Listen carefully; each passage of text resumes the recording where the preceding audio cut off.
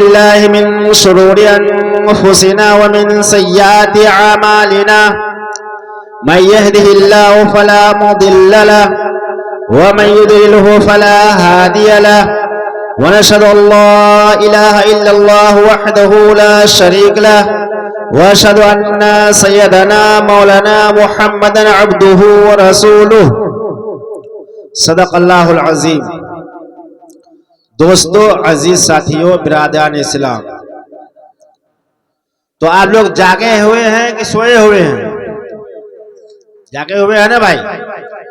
देखो, पाता वही है जो लास्ट में जाता है। पहले जाने वाला क्या पाएगा? कुछ थोड़े पाएगा। लास्ट में जाने वाला पाएगा। खैर, खत्म कर दूंगा 5-7 मिनट के अंदर। तो अर्ज ये करना है कि 6 जहन्नमी औरत, कितने? 6। हुजूर सल्लल्लाहु अलैहि वसल्लम जब मेराज से तशरीफ लाए तो आप अलैहिस्सलातु वस्सलाम जो है ना, ज़ारो कतार रोने लगे। तो हज़रत फातिमा रज़ी अल्लाह ताला अन्हा ने हुजूर सल्लल्लाहु अलैहि वसल्लम में जब खिदमत में पहुंची तो देखा कि आप सल्लल्लाहु अलैहि वसल्लम बहुत रो रहे हैं, ज़ारो कतार रो रहे हैं। तो हज़रत अली रज़ी अल्लाह ताला अन्हु कोई शिकायत हुई तो अली रज़ी अल्लाह ताला अन्हु ने हज़रत फातिमा रज़ी अल्लाह ताला अन्हा से कहा कि ए फातिमा, हुजूर सल्लल्लाहु अलैहि वसल्लम को क्या हो गया कि ज़ारो कतार रो रहे हैं? तो हज़रत फातिमा रज़ी अल्लाह ताला अन्हा ने फरमाया, या रसूल सल्लम, आप इतना क्यों रो रहे हैं? तो आप अलैहिस्सलातु वस्सलाम ने फरमाया कि बेटी, मैं मेराज गया तो मैं मेराज में वहां मैं देखा कि कुछ हमारी उम्मतों में से कुछ औरतें ऐसी है जो जहन्नम के अंदर अजीब अजीब अजाइब में मुब्तला है, यानी अजीब अजीब जहन्नम के अंदर अजाब में मुब्तला है। तो हज़रत फातिमा ने फरमाया, अब्बा जान, वो कौन कौन औरत है? तो आप अलैहिस्सलातु वस्सलाम ने फरमाया कि मैंने 6 ऐसी औरत को देखा जो जहन्नम के अंदर वो अजाब के अंदर मुब्तला है। फरमाया, पहला नंबर, कितना? पहला नंबर कि मैंने पहली औरत को देखा कि वो अपने सर के बाल जहन्नम के अंदर लटकी हुई है। किसके बाल? सर के बाल जहन्नम के अंदर लटकी हुई है। नंबर 2, दूसरी औरत को मैंने देखा कि वो अपनी जबान के बल जहन्नम के अंदर लटकी हुई है, यानी जबान खींच दिया है और जहन्नम के अंदर बांध दी गई है और उस जबान से जहन्नम में लटक रही है। और मैंने तीसरी औरत को देखा कि अपनी छाती के बल वो जहन्नम के अंदर लटकी हुई है। छाती के बल, ये छाती समझते हैं ना, छाती के बल जहन्नम के अंदर लटकी हुई है। कितना हो गया? मैंने चौथी औरत को देखा कि उनका सर हाथ से बांधा हुआ है और पांव सीना से बांधा हुआ है और जहन्नम के अंदर वो घुलट रही है, चीख रही है, चिल्ला रही है। कितना हो गया? मैंने 5वीं औरत को देखा कि उनका सर खिंजीर की तरह है, बाकी जिस्म गधे की तरह है और वो जहन्नम के अंदर चीखती है और चिल्लाती है। हुजूर सल्लल्लाहु अलैहि वसल्लम ने फरमाया, मैंने 6ठी औरत को देखा कि उसका जिस्म यानी कुत्ते की तरह है और उसके मुंह से आग घुसती है और पैखाना के रास्ते से निकल जाती है। मैंने इन औरतों को जहन्नम के अंदर देखा तो मुझे बर्दाश्त नहीं हो रहा कि मेरी उम्मत की औरतें जहन्नम के अंदर जल रही है। मुझे बर्दाश्त नहीं है, इसलिए मैं ज़ारो कतार रो रहा हूं कि इलाहुल आलमीन, हमारी उम्मत की औरतों का क्या बनेगा? तो हज़रत फातिमा रज़ी अल्लाह ताला अन्हा ने कहा, अब्बूदान, ये बता दीजिए कि वो औरतों का जुर्म क्या था और औरतों ने क्या गुनाह कर रखी थी जिसकी वजह से वो जहन्नम के अंदर जल रही थी। मैं मुख्तसर अर्ज करता हूँ। फरमाने लगा, ए मेरी प्यारी बेटी फातिमा, सबसे पहली औरत जो जहन्नम के अंदर अपने बालों के बल लटकी हुई थी उसका जुर्म ये था कि वो बेपर्दा औरत थी, यानी पर्दे का एहतमाम नहीं करती थी, नंगा चलती थी, सर खोल के चलती थी, चेहरा छुपा के नहीं चलती थी, अपनी पिंडलियां खोल के चलती थी, जिस्म को खोल के चलती थी, बारीक कपड़ा पहनती थी और तरह तरह के अय्याशियां में बुराइयां में मुब्तला थी और ऐसी हरकतें करती थी कि पूरे पूरे बदन पे ऐसे कपड़ा बारीक पहनती कि उसका बदन का खाल भी नजर आने लगती थी। उस औरत की सजा अल्लाह रब्बुल इज्जत ने ऐसा दिया कि उसके बाल को जहन्नम के अंदर बांध दिया गया और जहन्नम में उसको लटका दिया गया। मेरे दोस्तों अजीज साथियों, बताओ, जहन्नम तो खुद एक अजाब है, जहन्नम तो खुद एक आग का नाम है। जहन्नम के अंदर एक तो जहन्नम खुद उसमें आग है, फिर उस आग में दूसरी सजा औरत को ये दिया कि उसके बाल को जहन्नम के धरन में लटका दिया, बांध दिया, उसके बाद जहन्नम में छोड़ दिया, फिर वो उस बाल के एवज बल्कि बाल के बल पर वो लटक रही है। बताओ, बाल अगर किसी औरत की खींचा जाए तो वो चीखती है, चिल्लाती है, मगर जहन्नम के अंदर बालों को लटकाना, फिर उसके ऊपर वो लटकती है, चीखती है, चिल्लाती है। बताओ कितना दर्दनाक अजाब है। ये अजाब है कि नहीं है भाई? कितना खतरनाक अजाब है। आज इस औरतों से कहो कि ऐसे बेपर्दा चलने वाली औरत जो अपने सर के बाल खोल के चलती है, अपने चेहरा खोल के चलती है, अपने जिस्म की नुमाइश करती है, बताओ जहन्नम के अंदर ये औरत बच सकती है? नहीं बच सकती। इसी तरह गिलगित का एक वाकया है, एक लड़की का वाकया है कि गिलगित में एक औरत जिसका इंतकाल हो गया, घर वालों ने, मोहल्ले वालों ने, रिश्ते वालों ने उसको कब्रिस्तान में दफन कर दिया। जब कब्रिस्तान से दफन करके वो लोग वापस आया तो उस कब्र से आवाज आई, बचाओ बचाओ बचाओ।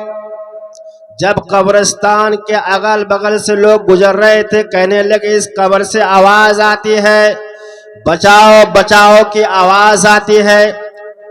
लोगों ने कहा ये किसकी कब्र है? इस कब्र में कौन दफन किया गया? मालूम किया गया कि फुलां की बेटी है, कुछ दिन पहले मर चुकी थी, इस कब्र में उसको रखा गया है, मगर इस कब्र से आवाज आती है, बचाओ बचाओ। लोगं को यकीन नहीं हुआ, मोहल्ले वाले जमा हो गए। सारे लोग जब कब्र के करीब पहुंचा तो कब्र से आवाज आई, मुझे कब्र से बाहर करो, बाहर करो, कब्र से निकालो, जल्दी निकालो। लोग हैरान हो गए, परेशान हो गए। लोगों ने कहा क्या माजरा है, कब्र से आवाज आने का क्या मतलब है? सारे लोग इकट्ठा हो गए, कहने लगे चलो हम किसी आलिम से पूछते हैं, किसी मुफ्तियान इकराम से पूछते हैं, आखिर माजरा क्या है। ये औरत तो उसी दिन मरी थी, रिश्तेदार ने यहाँ दफन किया था, आखिर इस कब्र से आवाज क्यों आ रही है? जब उसके घर पहुंचा, मालूम किया गया कि तुम्हारी फुला बेटी फुला वक्त मरी थी, तुमने उसको दफन किया। बोला हाँ मैंने दफन किया, मगर उस कब्र के अंदर से आवाज आती है, बचाओ बचाओ की आवाज आती है, आखिर क्या माजरा है? तो उनके रिश्तेदार परेशान हो गए। एक आलिम के पास गया, मौलाना के पास गया, कहने लगा हजरत ये बताइए कि हमारे बेटी का इंतकाल का कुछ दिन हो गया है, मगर उस कब्र से आवाज आती है कि मुझे बाहर निकालो, बाहर निकालो। क्या हम उस कब्र को खोद कर दोबारा उस औरत को बाहर निकाल सकते या नहीं निकाल सकते हैं? मौलाना ने कहा कि अगर हकीकत में उस कब्र से आवाज आती है, निकालने की आवाज आती है, चीखने चिल्लाने की आवाज आती है, तो ठीक है, तुम लोग जाओ कब्र को खोलो और देखो हकीकत हाल क्या है। जब सारे लोग इकट्ठा हुए, लोग आए और कब्र को खोदा गया। जैसे ही कब्र को खोदा तो औरत नंगी बैठी हुई थी। उसने कहा आप एक पर्दा सबसे पहले फेंको, मेरे पहनने के लिए कुछ नहीं है। लोगों ने एक चादर डाला, जैसे चादर पहनी वो भागती हुई अपने घर आई और घर के अंदर घुस के बाहर से अंदर से दरवाजा यानी अंदर से दरवाजा लगा दिया और कहा कि अब तुम बस ये बताओ, जिसके अंदर हिम्मत हमको देखनी है वो एक एक करके आए। तो लोगों ने फैसला किया कि किसको भेजा जाए। तो कहा कि जिसके अंदर हिम्मत हो वही आ सकता है, दूसरा कोई नहीं आना, वरना बर्दाश्त करने के काबिल ना रहोगे। चुनांचे एक शख्स ने कहा मैं देखूंगा आखिर माजरा क्या है। दरवाजा खोला, जैसे वो शख्स अंदर दाखिल हुआ तो देखता सिर्फ हड्डी ही हड्डी है, गोश्त नजर नहीं आ रहा है। आवाज आई इस मुर्दे से, कहा कि तुम मुझे पहचानते हो? फरमाया ना, मैं तुम्हें नहीं पहचानता। फरमाया मैं वही औरत हूं जो तुम लोग पहले दफन किए थे। फरमाया मेरे सर को देखो। क्या तुम्हारे सर पे तो एक भी बाल नहीं है? हाँ, मेरे बाल ने, मेरे अल्लाह ने मेरा सर का सारा बाल खत्म कर दिया। फरमाया क्यों? इसलिए कि मैं इस बाल की नुमाइश करती थी, इस बाल पर रंग करके, मेहंदी लगा करके, शैम्पू लगा करके, अच्छी तरह कटिंग करके मैं गलियों में फिरती थी, सड़कों में फिरती थी। इस बाल की वजह से अल्लाह रब्बुल इज्जत ने मुझे ऐसे सख्त सजा दिए कि मेरे सर के बाल नोच डाला। फरमाया मेरी आंखों को देखो, मैं इस आंख में सुरमा लगाया करती थी, सुरमा लगा के गैर महरम के पास जाया करती थी और गैर महरम को दिखाया करती थी, लोगों को नियत को खतरे में डालती थी। अल्लाह ने मेरी आंखें निकाली। फरमाया मेरे होंठ देखो, मेरे होंठ के अंदर एक भी गोश्त नहीं है। फरमाया मैं इस होंठ के लिपस्टिक लगाया करती थी और लोगों के पास जाया करती थी और अपने जिस्म की नुमाइश करती थी। अल्लाह तबारक व तआला ने मेरे होंठ के गोश्त निकाल डाले हैं, मेरे जिस्म के अंदर देखो मेरे सारा गोश्त निकाल लिया। फरमाया मैं अपने जिस्म की नुमाइश करती थी। फरमाया ये सारे अल्लाह रब्बुल इज्जत ने मुझे सजा के तौर पर सारे चीज निकाल दिए हैं। मुझे इबरत बना के इस दुनिया में भेजा गया है कि जाओ कह दो, अगर कोई औरत इस तरीके से अपने सर के बाल खोलकर, चेहरे को खोलकर बदन की नुमाइश करेगी तो आओ कब्र में भी उसको यही सजा दिया जाएगा। बताओ कौन औरत है आज जो किसी से पर्दा करती है? किसी की मां बहन किसी से पर्दा नहीं करती, कोई किसी से पर्दा करने के लिए तैयार नहीं है। देवर को लोग देवर से मजाक करते हैं, हदीस में आता देवर तो मौत है। देवर से पर्दा नहीं करते, गैर महरम से पर्दा नहीं करते, रोड पे चलेगी दुपट्टा सर पे नहीं रहेगी, मोटरसाइकिल पे चलेगी सर पे सही से उनका आंचल नहीं ढका रहेगा। बताओ ऐसी औरत का क्या हश्र होगा? दोस्तों वक्त नहीं है, मैं तफसील से बताता। हाँ, जो मैंने आपको बताया ये सारी चीजें अगर शोहर के लिए कर रही है तब तो फिर जायज है। यानी सर का बाल को संवारना, अपने चेहरे को संवारना, अपने होठों को संवारना, अपने आंखों को संवारना, अपने जिस्म को संवारना, सिर्फ अपने शोहर के लिए कर रही है तो फिर सवाब मिलेगा। अगर गैर के लिए कर रही है तो सोचो कि वो जहन्नम में जाने के लिए तैयार हो जाए। कितनी बात हो गई भाई? कितनी बात हो गई? एक बात हुई। ये बहुत लंबी बात है, यहाँ घुसूंगा तो मैं निकलूंगा नहीं भी, इसलिए मैं मुख्तसर।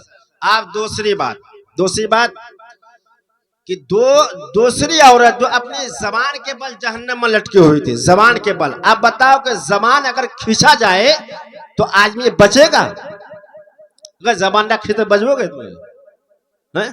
जबान को खींचा, उसके बाद फिर जहन्नम के धरन में लटकाया, फिर जबान के बल वो लटकी हुई है, नाच रही है, जबकि जहन्नम में खुद जहन्नम में आग है, फिर वहां नाच रही है।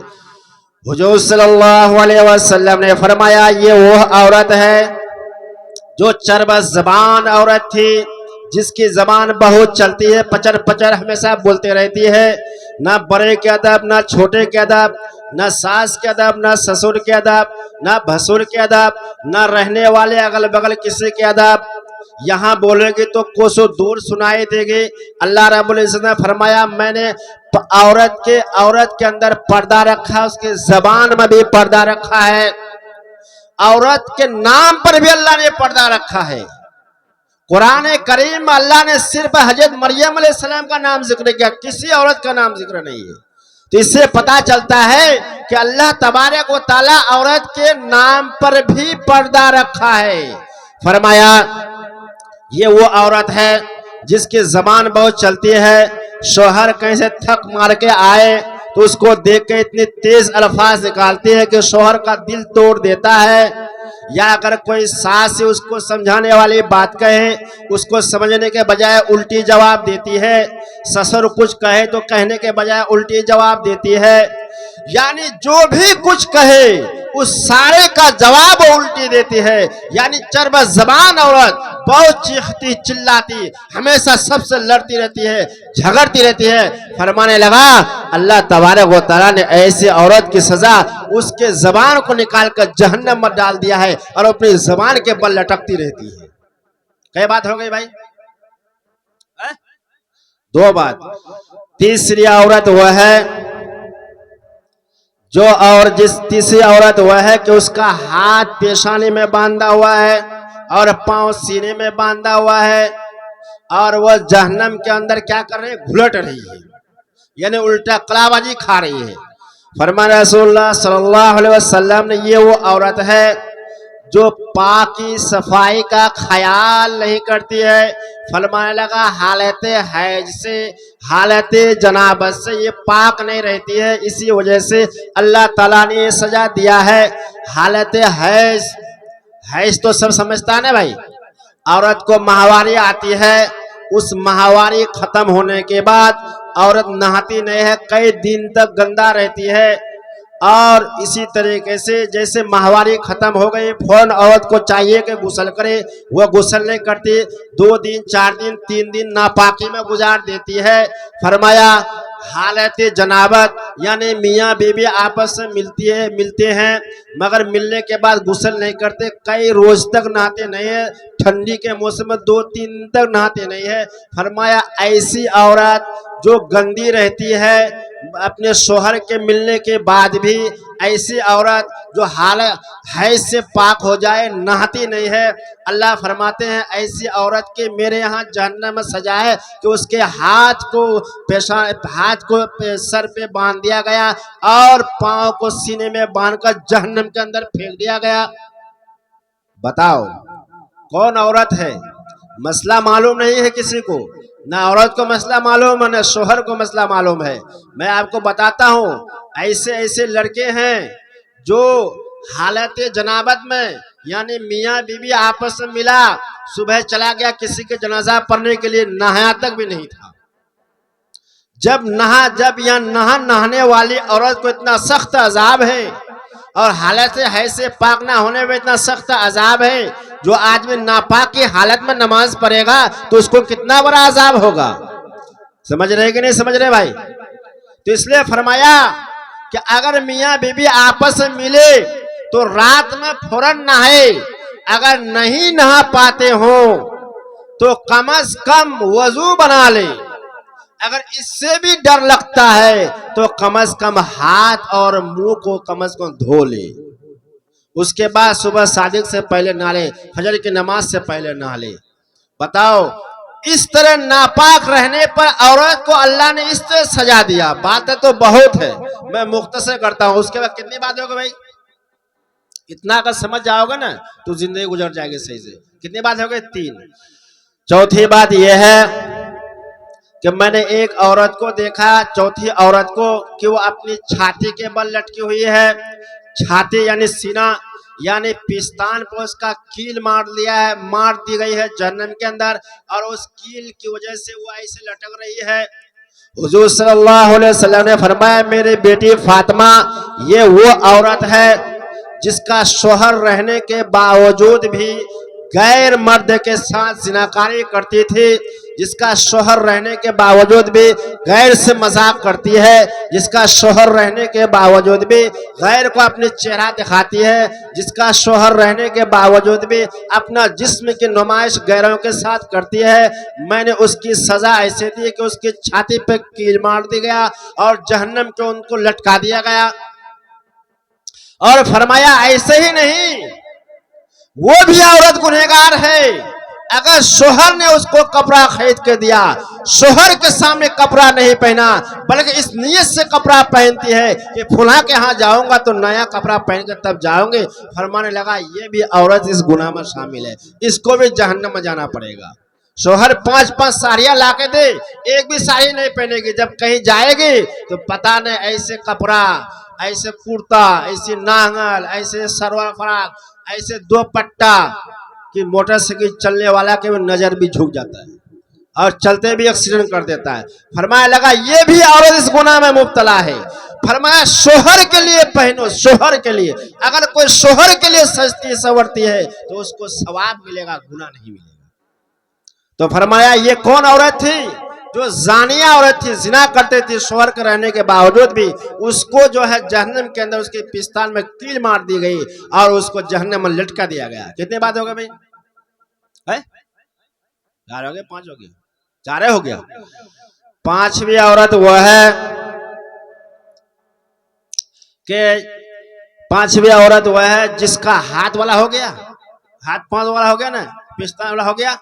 5वीं औरत वह है कि उसका जो है सर, आधा सर खिंजीर, खिंजीर जानता, खिंजीर सुअर, आधा सर खिंजीर की तरह है, बाकी सर गधे की तरह है। फरमाने लगा मेरी बेटी फातिमा बताओ ये कौन औरत है?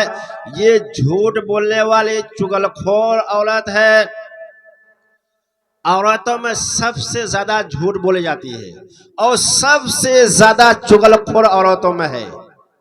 फरमाया अगर 2 औरत या 2 बुढ़िया कहीं बैठी हुई हो तो हम माइक में बोलते हैं, शायद इक्का दुक्का दुनिया में हो सकती हो। अगर 2 बुढ़िया एक जगह बैठ गई है तो वो कभी भी खुदा रसूल की बात नहीं करेगी। समझे बात? अरे बरकमा समझे गए? कभी नहीं। अपनी पुतहो पूरे दिन अपनी पुतहो की बुराई बयान करेगी और वो बुढ़िया वो भी अपने पूरे दिन पुतहो की बुराई बयान करेगी। यानी 2 बुढ़िया एक जगह बैठ गए, पूरे दिन गुजार देगी सिर्फ अपने बहू की ही शिकायत करते करते। ये शादी हुआ कि नहीं हुआ? और झूठ, नाशुक्री सबसे ज्यादा औरतों में पाई जाती है। पूरी जिंदगी भर शोहर कमाए, पंजाब जाए, लखनऊ जाए, दिल्ली जाए, यूरोप जाए, विदेश जाए, पूरी उम्र भर खिलाए पिलाए, एक दिन कमी हो गई तो फरमाएगी जितना दिन से घर में आए ना, एक साड़ी तक हमको नहीं मिली सही से। हालांकि साड़ी का तोक में घुसा रखा उसको, कपड़ा का तोक में घुसा रखा उनको, और खाने के लिए अनाप शनाप सनाम सामान है। फिर वो क्या कहे, जिस दिन से यहाँ शादी हुई है कभी चैन से नहीं खाई हुई। ये नाशुक्री औरत है। कौन है ये? नाशुक्री। फरमाया इसकी सजा ये है कि इस औरत का जहन्नम में आधा सर खिंजीर की तरह, सुअर की तरह, बाकी जिसमें कुत्ते के गधे की तरह घूमती थी और जहन्नम के अंदर दौड़ लगाती थी। ये सारी चीजें औरतों में पाई जाती कि नहीं पाई दी भाई? लास्ट कौन बच गया? 6ठी औरत। 6ठी औरत वह है कि उसका पूरा जिस्म कुत्ता की तरह है और उसके मुंह से आग घुसती है, पैखाना के रास्ते से निकलती है। फरमाया लगा ए मेरी प्यारी बेटी फातिमा बताओ ये कौन औरत है? फरमाया ये वह औरत है जो हसद और कीना करती है। वो औरत की सजा ये है, औरतों में सबसे ज्यादा हसद है और सबसे ज्यादा कीना है। अगर किसी से झगड़ा हो जाए तो सालों साल नहीं बोलेगी वो, 5-5 साल तक नहीं बोलेगी वो। एक ही आंगन में खाएगी, एक ही जगह रहेगी, एक ही जगह सब कुछ करेगी, मगर सालों गुजर जाएंगे वो बात नहीं करेगी आपसे। इतना कीना उसके अंदर है। और फरमाया हसद इतनी है, किसी के दौलत को देखेगी तो चिरेगी, किसी का लिबास को देखेगा तो चिरेगी, किसी का कुछ देखे तो वो भी चिरेगी। यानी किसी का बकरा बकरी में देख दे ना वो भी चिरेगी। अगर किसी के पास 5 बकरी है तो आपके बकरी जाएगी तो बकरी वाली है। फरमाया ये वो औरत है जिसका सामान को देख करके हसद करती है, जलन करती है। फरमाया ये वो औरत है जिसके अंदर कीना है, सालों साल किसी से बात नहीं करती, सास बहू में झगड़ा हो जाए महीनों महीनों साल साल तक अफाका रहती है, एक दूसरे से बात करना पसंद नहीं करती है। फरमाया मैं इस औरत की सजा ऐसी रखा हूं कि वो जहन्नम के अंदर उसका शक्ल कुत्ते की तरह है और जहन्नम की आग मुंह में घुसती है और पैखाने के रास्ते से निकलती है। इसमें अगर मैं तफसील करूं तो 2-2.5 घंटा लग सकता था। मैंने 6 औरत जहन्नमी छह जहन्नमी औरत का सजा मैंने आपको सुना दिया। अब हमारी माँ और बहनें, आप हैं, फैसला आप पर है, आपको संवारना है। एक औरत 4 मर्दों को जहन्नम ले जाएगा। कितना? एक औरत, हाँ गौर से सुन लीजिए, 4 औरत 4 मर्दों को जहन्नम। सबसे पहले अपने बाप को ले जाएगा वो, और अपना अपना बेटा को, दूसरा अपना शोहर को, चौथा अपना भाई को। पहला बाप, भाई, फिर बेटा, फिर शोहर। ये 4 मर्दों को जहन्नम लेके जाएगी। एक औरत 4 मर्दों को जहन्नम लेके जाएगी, क्योंकि वो ये कहेगी मेरा शोहर रहने के बावजूद भी इसने मुझे कभी धमकाया नहीं। इसके पास तलाक की हुकूमत थी, अगर चाहता तो मुझे तलाक देकर धमका सकता था, मगर ये धमकाया नहीं। और जब तलाक की बात आएगी तो आप पर केस भी हो जाएगी। ये समझ में बात आ रही नहीं? अगर कहेगा तुम नमाज नहीं पढ़ेगी मैं तलाक दे दूंगा, तो परसों जो ना बाल बच्चा लेकर सीधे अपने मायका चल जाएगी, हमको तलाक के धमकी देता, 10 आदमी से आ जाएगा। तो वो कयामत के दिन क्या कहेगी कि हमको तलाक की धमकी भी दे सकता था, ये डरा सकता था, मगर दे के डराओगे तो वो उल्टे आप पर एफआईआर कर देगी। इसलिए एक औरत 4 मर्द को जहन्नम ले जाएगी। इसलिए मेरे भाई, मेरे दोस्तों और मेरी माँ और बहनों, ये 5-6 औरत का मैंने जहन्नम के बारे में सुनाया। अगर आपके अंदर सब चीज पाई जाती है तो आप अपने अंदर सुधार लो। और जितने भी यहाँ नौजवान बैठे हैं, अपनी माँ और बहन को भी इस जहन्नम की आग से बचाना है, तो इन तमाम चीजों पर अमल करने की कोशिश करें। अल्लाह ताला हमें भी आपके अमल की तौफीक अता फरमाए।